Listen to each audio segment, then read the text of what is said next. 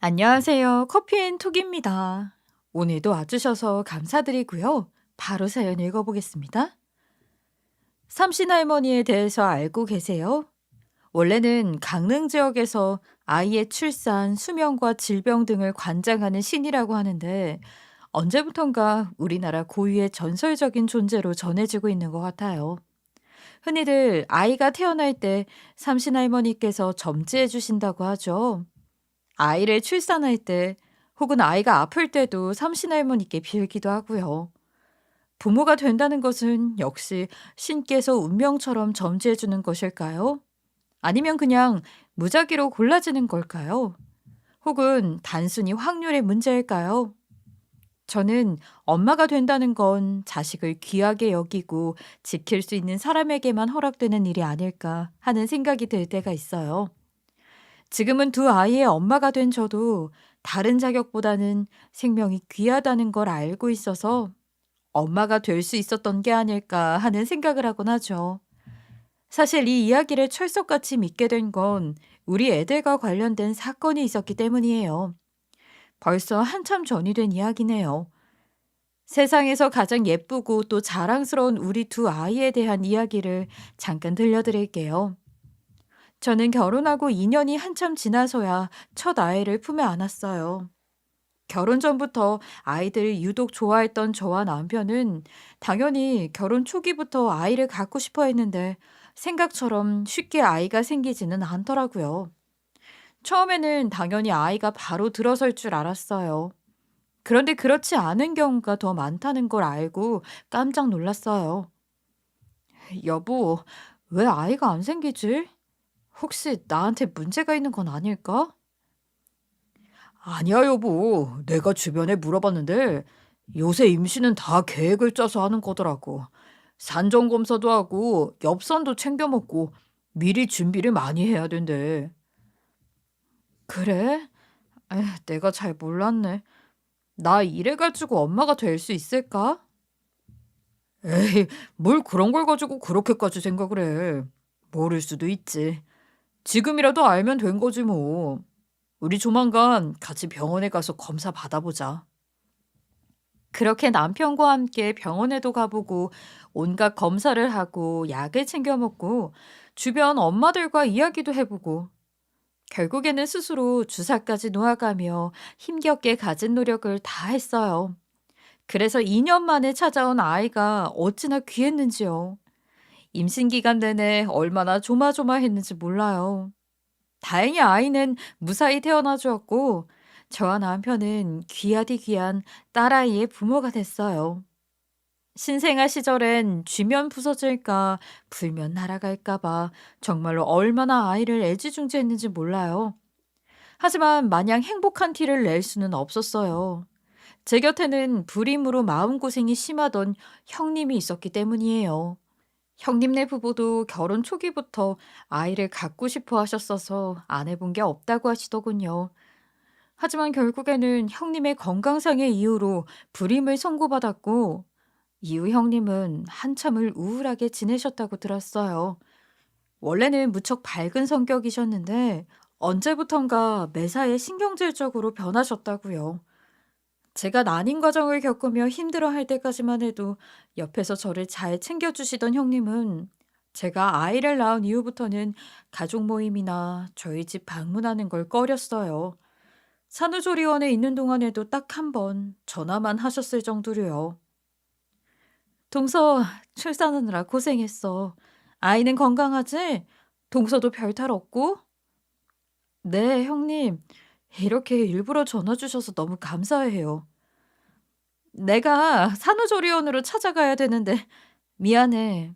내 맘 알지? 도저히 거기까진 못 가겠네. 아유, 아니에요, 형님. 저 금방 나갈 테니까 나중에 저희 집으로 꼭 놀러 오세요. 그래, 꼭 방문할게. 하지만 형님은 저희 부부를 만날 때면 언제나 아이를 쳐다보지도 않으셨죠. 아이를 한번 안아보라 권해도 형님은 신경질적인 반응을 보이며 거절하기만 하시더군요. 제가 너무 눈치 없이 굴었던 걸지도 모르겠네요.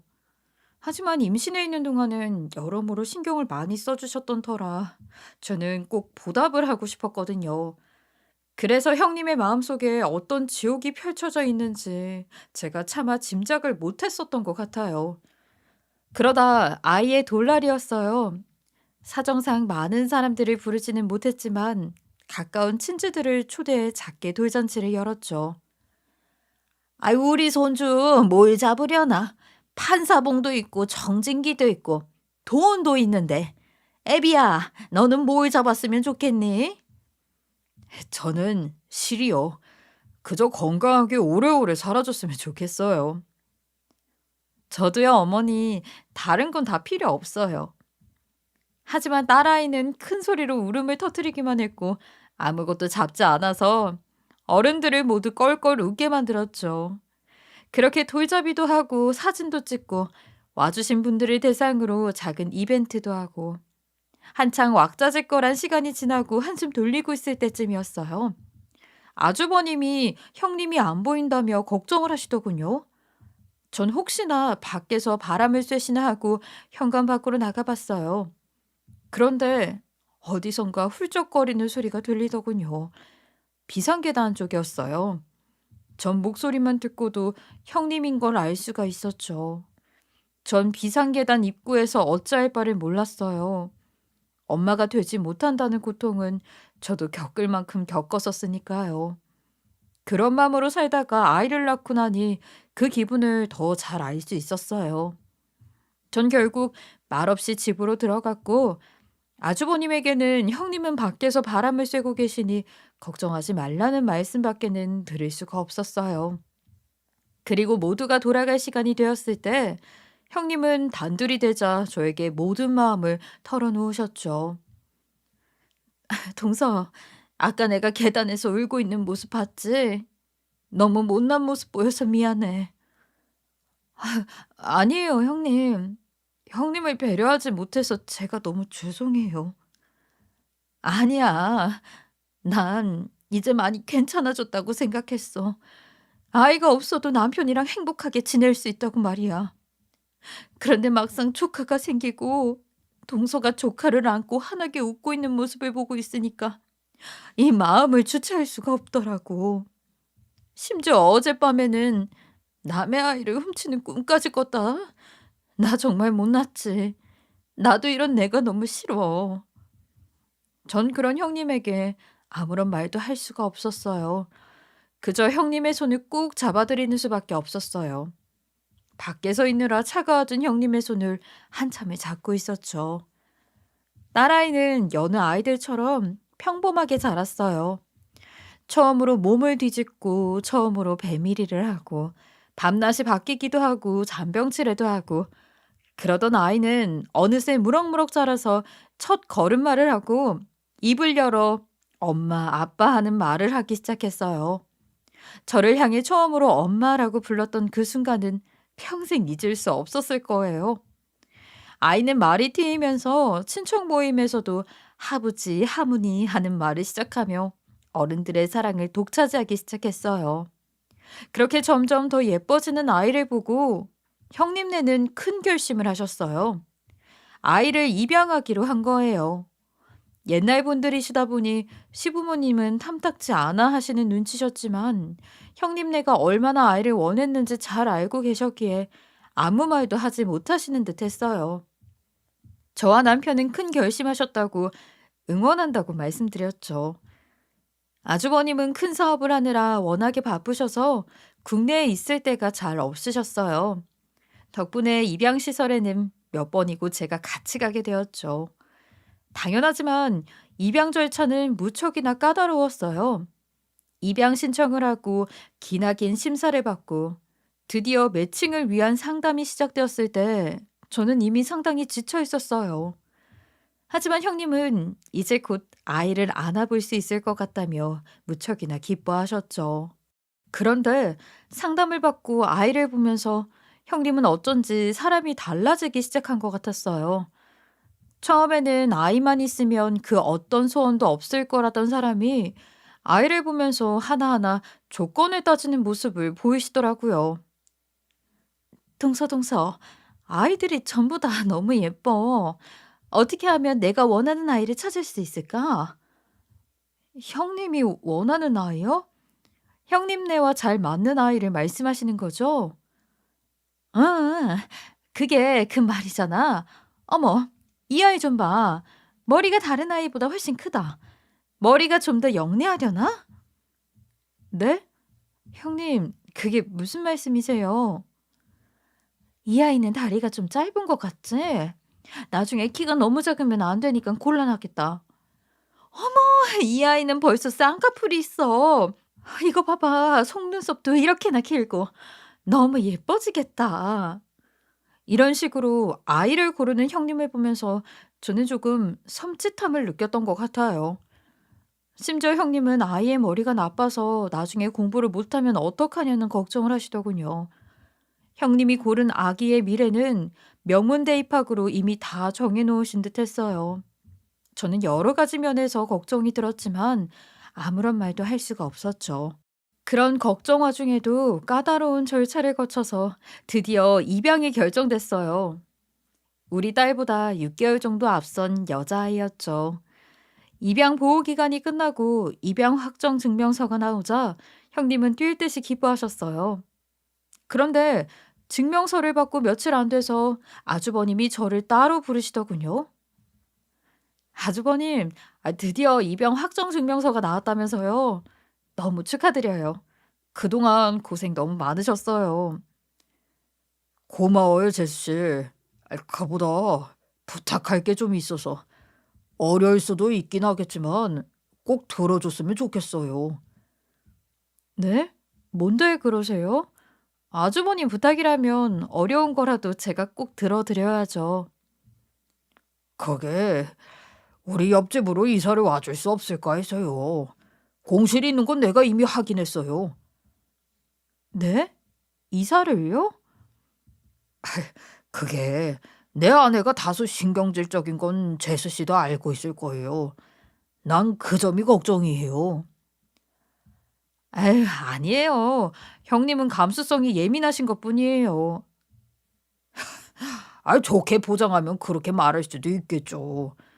어쨌든 내가 사업상 출장이 잦아서 늘 아내 곁에 있기가 힘들다는 건 잘 알고 있을 거예요. 사실상 아내가 독방 육아를 해야 하는데 아이를 키운다는 건 마음대로 되는 게 아니니까. 그렇다고 낯선 사람을 들인 건 아내도 나도 내키지 않아서 말이에요. 아휴, 형님은 뭐든 잘 해내실 수 있을 거라고 전 믿어요. 그리고 제가 옆에 있는다고 뭐가 달라질까요? 물론이죠. 재수 씨는 육아 선배잖아요. 아내가 재수 씨를 많이 의지하고 있어요. 또 아이를 키울 때 같이 키우면 조금은 수월하다고 하니까 재수 씨도 어느 정도 도움받는 부분이 생길 수도 있을 거고요.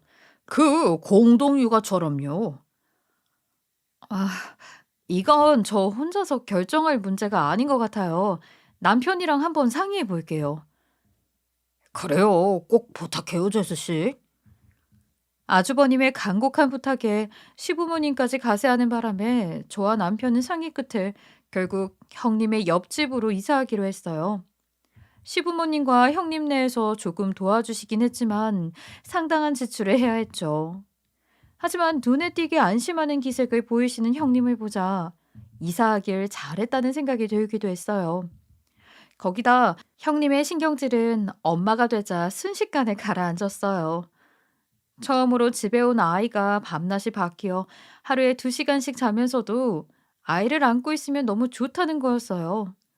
아이의 부드러운 살냄새에 취하신 것처럼 늘 행복해 하셨어요.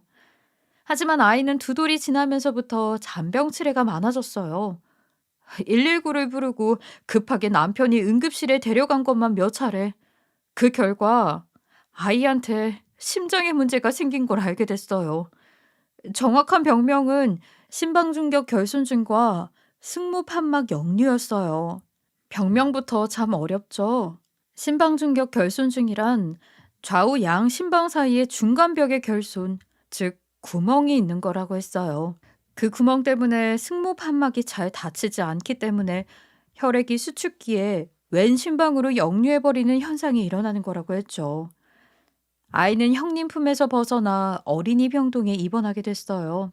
그 작은 몸에 튜브를 주렁주렁 달고 고농도 산소기계를 달고 있는 모습만 봐도 제 맘이 다 아파왔어요.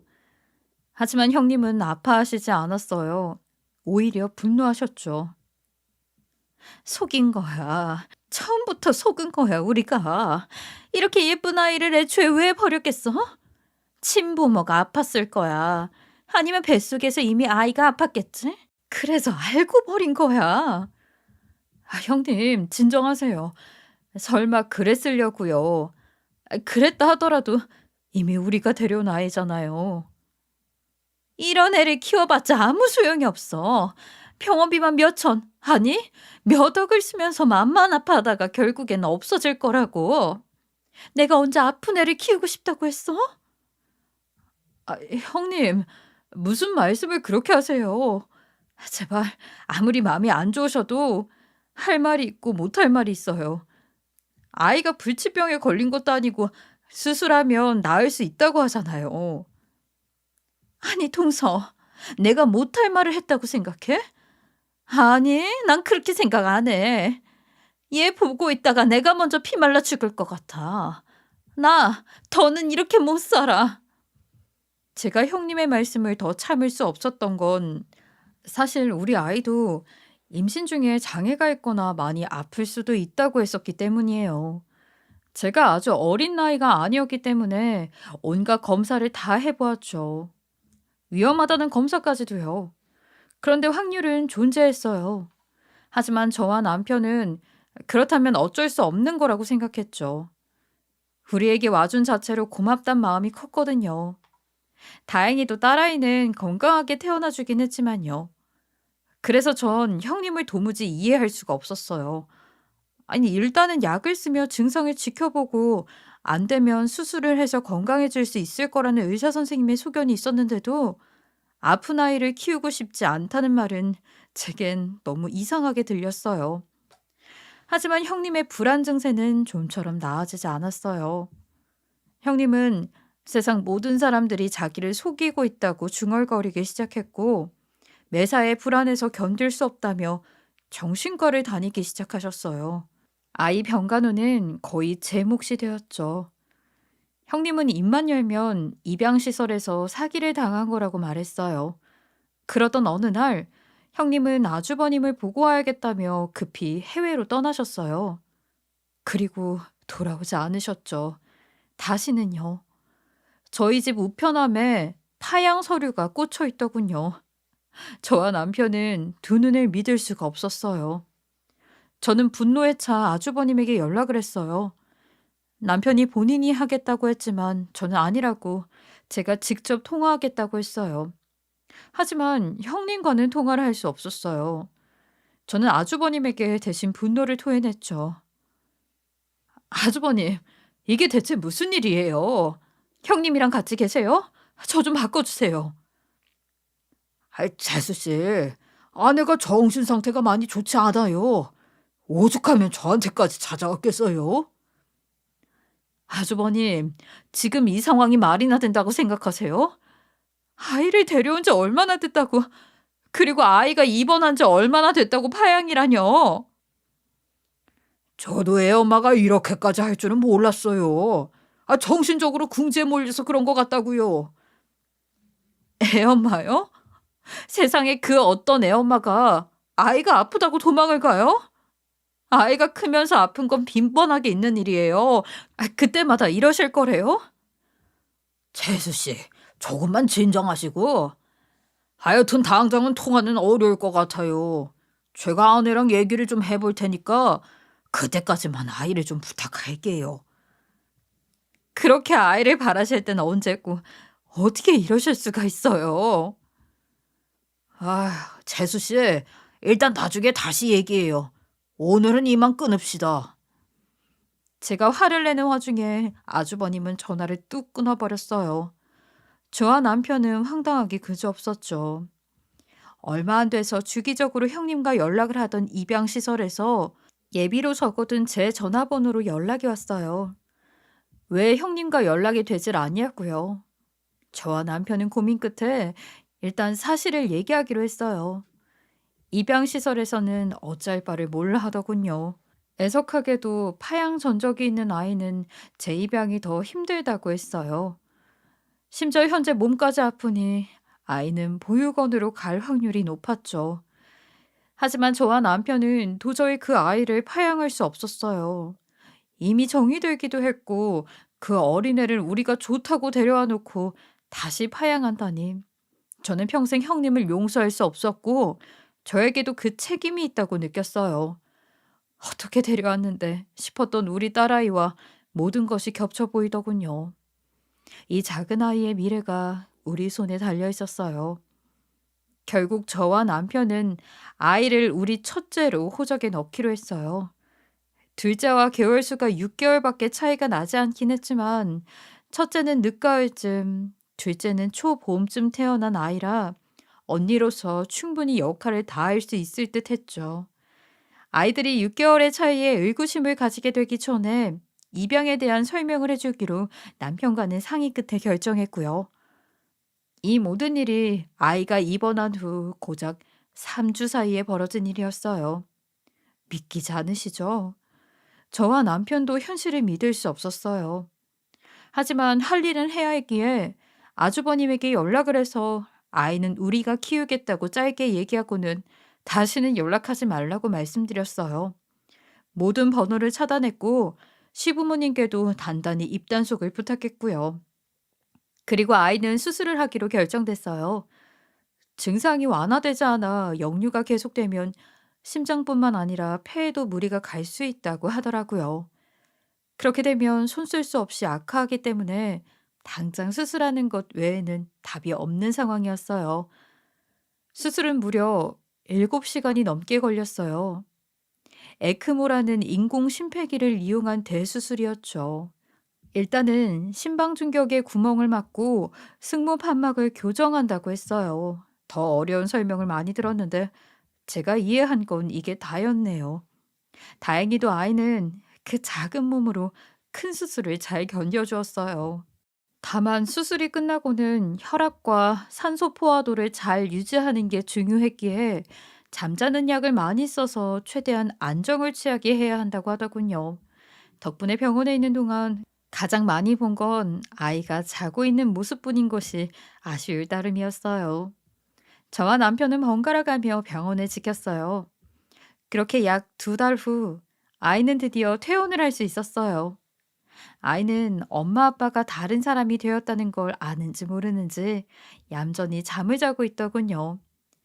입원해 있는 동안 거의 매일 제 얼굴만 봐왔던 터라 아이는 제품을 거부하지 않았어요. 전 아이를 데리고 온 날 첫날 밤 아이를 꼭 안고 하염없이 울었어요. 수술 흉터를 볼 때마다 한동안은 마음이 아팠지만 또래 아이가 둘이 되자 마음 아파할 시간도 없더군요. 남편은 훌륭한 육아동지가 되어주었고 둘째 또한 갑자기 생긴 언니의 존재에 금방 적응해서 저희 집의 웃음소리와 행복은 2배 그 이상이 되었어요. 힘들다고 느낄 시간조차 없었던 것 같아요. 이후 첫째는 흉터를 확인하지 않으면 심장 수술을 받은 전적이 있다는 걸 믿을 수 없을 정도로 튼튼하게 자랐어요. 여느 아이처럼 말썽도 피우고 넘어지기도 했지만 키도 컸고 심지어 언니로서의 책임감도 강했죠. 둘째도 첫째를 잘 따랐어요. 둘은 친한 친구처럼 늘 함께 했어요. 가끔 저와 남편이 질투가 날 정도로요. 그렇게 첫째가 중학생이 될 나이가 되었을 때 우리는 첫째에게 입양 사실을 고백하기로 했어요.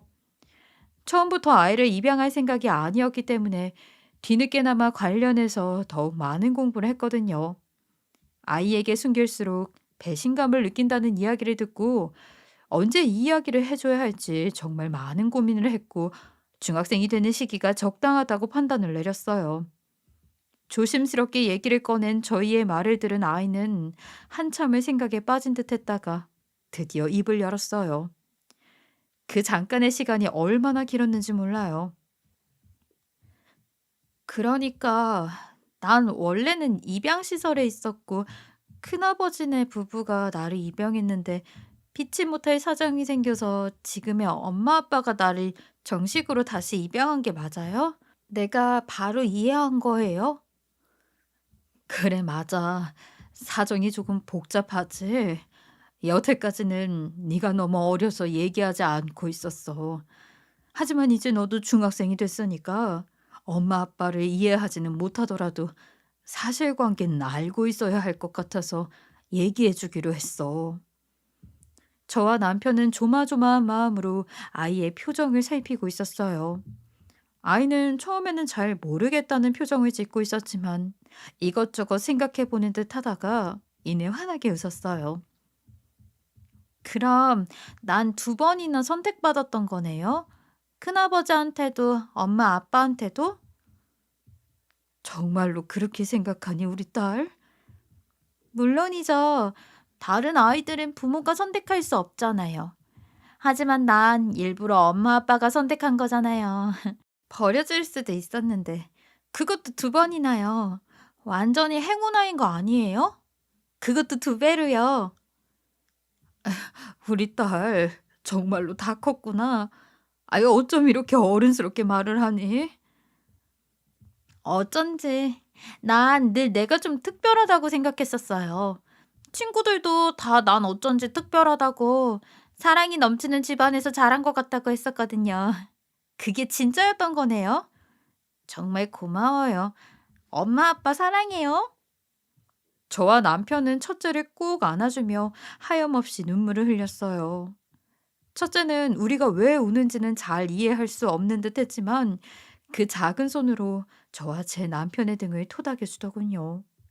저희는 전날 밤 첫째가 어떤 반응을 할지 몰라 한숨도 못 잤거든요. 하지만 거기서 끝이 아니었죠. 우리는 둘째를 불러서 똑같은 이야기를 전했어요. 혹시라도 아이가 첫째와의 거리감을 느끼면 어떡하나 같은 걱정을 잔뜩 하면서요. 하지만 이 또한 기우였어요. 응? 그럼 원래 언니가 없었다가 생긴 거예요? 완전 좋아요. 동생은 몰라도 언니는 갑자기 생길 수 없는 거잖아요. 근데 나는 언니가 생긴 거니까 완전 행운하네요. 그리고 언니가 없다는 거 지금은 상상도 할 수 없는걸요? 아이, 더 좋아요. 언니가 없었다면 난 불행했을지도 몰라요. 첫째와 똑같은 얘기를 하는 둘째를 보며 저와 남편은 우리가 아이들을 잘못 키우진 않았구나 하는 생각에 감격할 수 있었어요. 그날 밤은 둘 다 아주 푹 잠들 수 있었죠. 가끔 너무 잘 큰 아이들을 보며 마음이 시큰할 때가 있었어요. 저렇게 예쁜 아이인데 형님한텐 대체 아이가 뭐였을까? 예뻐하고 사랑해줄 인형이 필요했던 건 아닐까 하고요. 하지만 모든 걸 첫째 아이한테 털어놓은 후에야 형님에 대한 원망이 조금은 사라졌어요. 형님이 없었더라면 이 아이를 다시 만날 수 없었을 테니까요. 심지어 아이는 머리까지 좋았어요. 말도 빨랐고 주변에서도 영재 교육을 시키라며 부추길 정도였죠. 학창 시절에도 늘 공부를 잘했고 동생인 둘째가 뭔가 물어보면 짜증 한번 내는 법 없이 잘 가르쳐 주곤 했어요. 덕분에 둘째의 성적도 무척 좋았죠. 주변에서 어쩜 이렇게 예쁜 효녀 자매를 낳았냐고 비결을 알려달라고 할 정도였어요. 그때마다 남편과 저는 대답했어요. 사랑이 답이라고요. 대학에 입학한 첫 해부터 첫째는 장학금을 받았어요. 장학금으로 무얼 하고 싶냐고 물었더니 유학을 가고 싶다고 하더군요. 자기가 이미 계획을 다 세워놨더라고요. 학교에서 결연을 맺은 자매 학교가 있어서 교환학생으로 다녀오면 돈도 적게 들 거라는 거예요.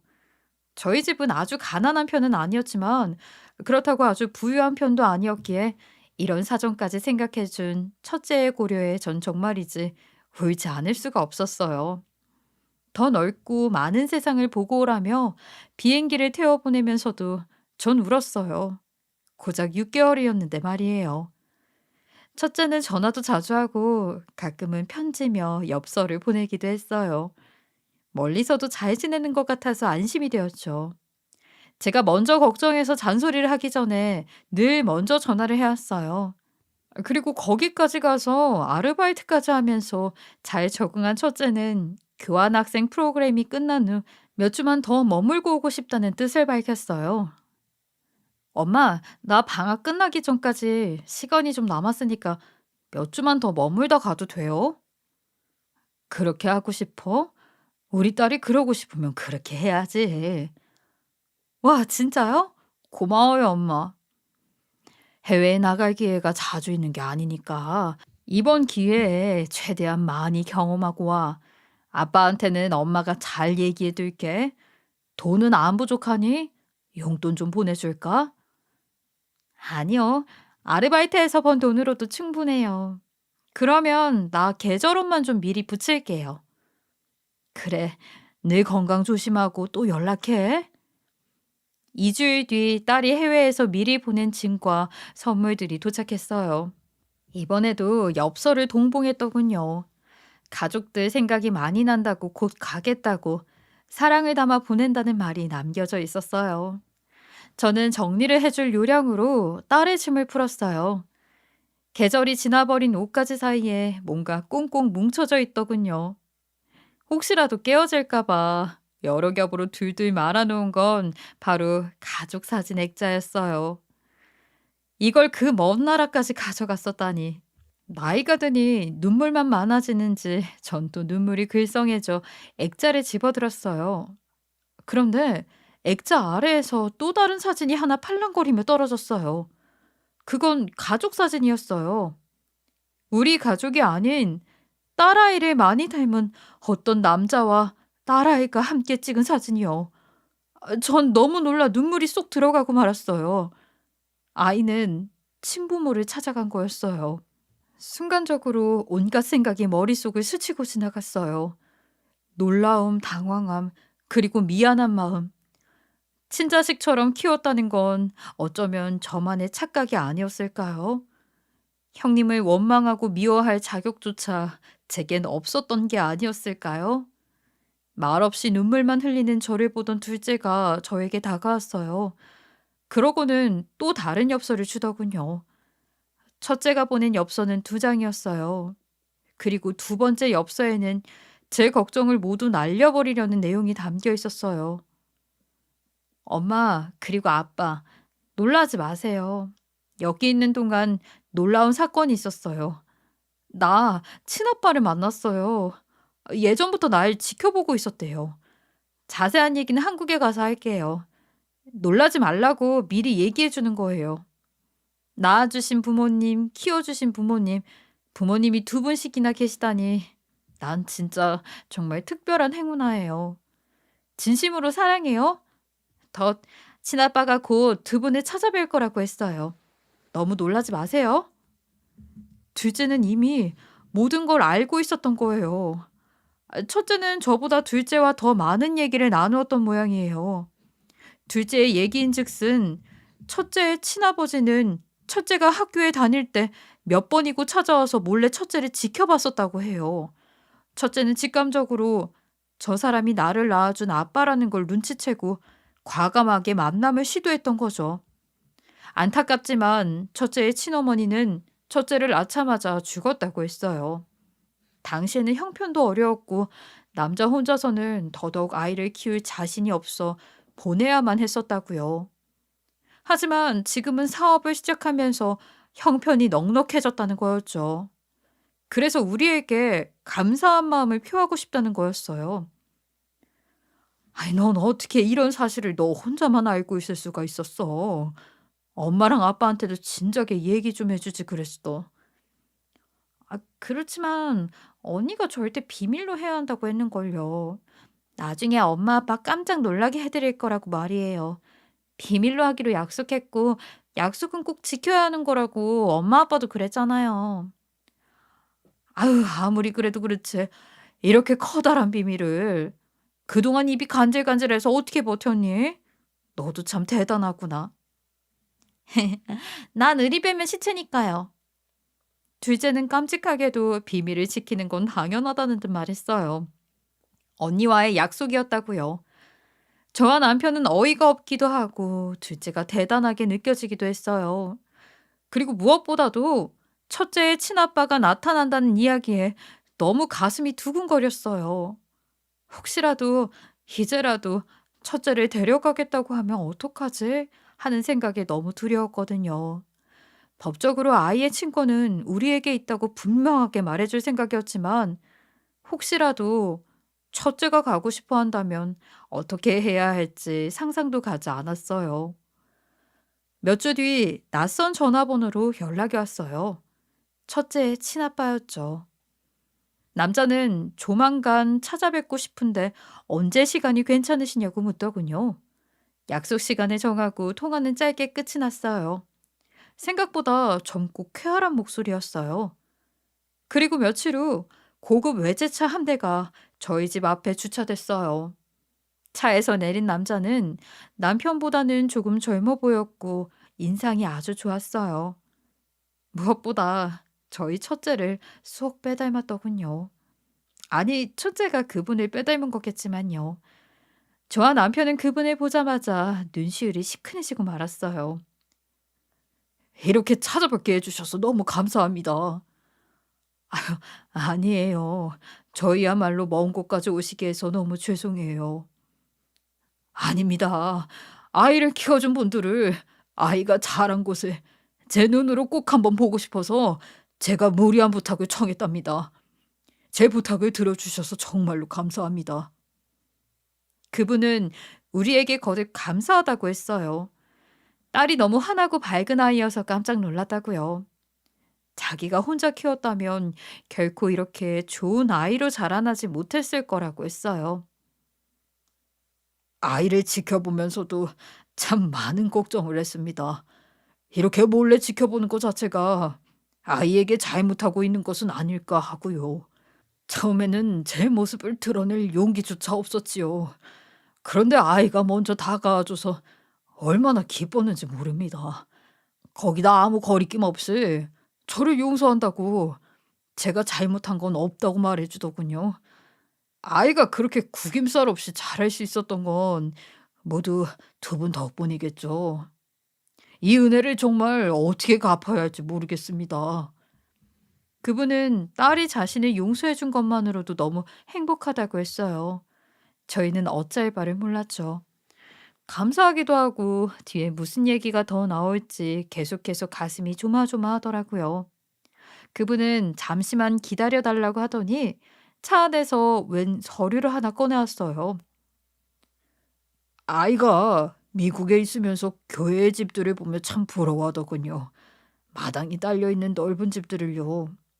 한국에는 닭장 같은 아파트들밖에 없다며 한국에서도 이런 곳에서 부모님과 동생과 함께 살 수 있다면 소원이 없을 것 같다고 했어요.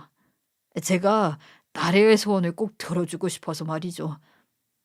남자는 비슷한 집을 찾느라 애를 좀 썼다고 하며 서류를 내밀었어요.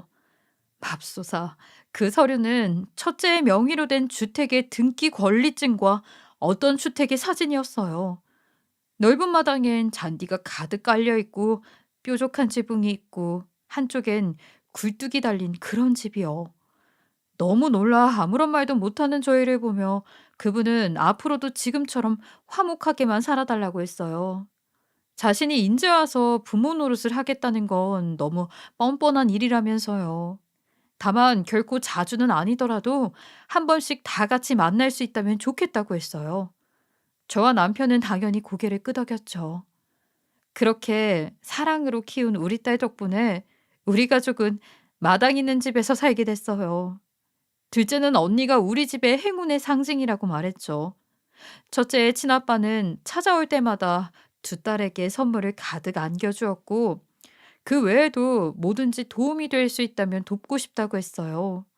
저희의 입장에선 받는 게 너무 많아서 번번이 미안하고 어쩔 줄을 몰라 할 정도죠. 딸들은 아빠가 둘이나 되었다며 키득거리고 두 아빠는 서로 좋은 아빠가 되겠다고 친하게 지내며 딸들과 함께 행복한 시간들을 보냈어요. 그리고 딱 한 번 형님에게서 연락이 온 적이 있었어요. 모르는 번호로 연락을 하셨더군요. 동서, 그동안 잘 지냈어? 예전엔 내가 참 철없이 굴었지. 아, 미안해. 그나저나 우리 딸은 잘 지내고 있어? 우리 딸이라니? 무슨 말씀을 하시는 건지 잘 모르겠네요, 형님. 제 딸이에요. 형님 딸이 아니고요. 저희 집의 자랑스러운 첫째예요. 형님의 딸은 이제 이 세상엔 없어요. 형님이 버리고 가셨을 때 영원히 사라진 거예요? 아, 동서, 무슨 말을 그렇게 해? 그 애를 입양받기 위해서 내가 얼마나 노력했었는지 동서가 제일 잘 알잖아. 네, 그리고 얼마나 쉽게 버리고 가셨는지도 제가 잘 알죠. 형님, 다시는 연락하지 마세요. 저는 제 할 말만 다 하고는 전화를 끊었어요. 그 몇 번이나 전화가 왔는데 알고 보니 시모에게 첫째의 친아버지 이야기를 듣고 뻔뻔하게 돈을 요구하더군요. 돈을 요구하는 이유는 본인도 첫째를 입양하고 며칠 정도는 키웠는데 그에 대한 보상을 받고 싶다고요.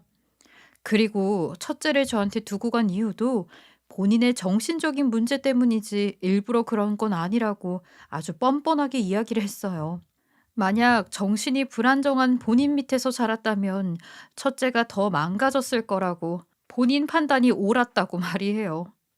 아무리 형님과 아주버님이 아나무인이지만 이렇게 인간이야의 생각을 하고 행동으로 옮기는 모습에 남아있던 정까지 싹 다 떨어졌어요. 그래서 저는 첫째 아이의 친아빠한테 연락해 보라고 했어요.